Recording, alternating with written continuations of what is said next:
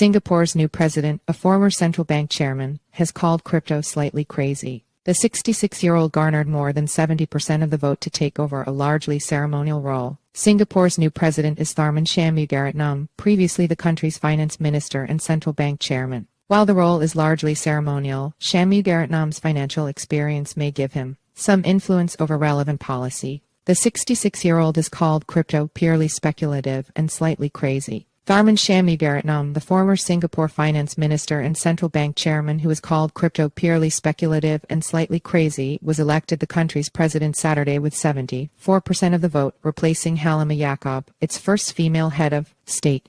While the role is largely ceremonial, the 66-year-old's experience might mean he has some influence in shaping policy related to the future of finance, including cryptocurrencies, central bank digital currencies CBDCs, and more. Singapore has gone from being an early adopter of crypto to a jurisdiction trying to find the right regulatory balance after the collapse of homegrown crypto darlings, Terraform Labs and Three Arrows Capital. While Shanmugaratnam was chairman of Singapore's central bank, the Monetary Authority of Singapore (MAS). That was a role he held between 2011 and 2023, overlapping his time as finance minister between 2007 and 2015. He began his career as an economist at the MAS in 1982 after receiving a Bachelor of Science in Economics from the London School of Economics, a Master of Philosophy in Economics from the University of Cambridge, and a Master in Public Administration from Harvard University's Kennedy School of Government. He was also shortlisted for the top job at the International Monetary Fund (IMF). Shanmugaratnam spent 22 years as a Member of Parliament, holding several governmental roles including Deputy Prime Minister. Shanmugaratnam's early stance on cryptocurrencies was laissez-faire. In 2018, when he wrote cryptocurrency and related trading activity did not pose any threat to Singapore's finance system, and there was no need to prohibit it. He reiterated that stance in 2023, saying at the World Economic Forum that crypto is inherently purely speculative and in fact slightly crazy. While it should remain an unregulated market, he suggested authorities should provide ultra clarity on the risks associated with crypto, because to start getting into a game of regulating products, ostrich eggs or crypto or anything else would be a never-ending game. Still, for banks and stablecoins the situation is somewhat different. In November 2022, Shanmugaratnam wrote a response to a question in Parliament saying that Singapore's banks are required to hold $125 of capital against an exposure of $100 to cryptocurrencies like Bitcoin, BTC, or Ether ETH. Although the jurisdiction's banks have insignificant levels of exposure to crypto, contributing less than 0.05% of total risk-weighted assets, these types of crypto assets are subject to the toughest risk management requirements set by international standard setters, he wrote.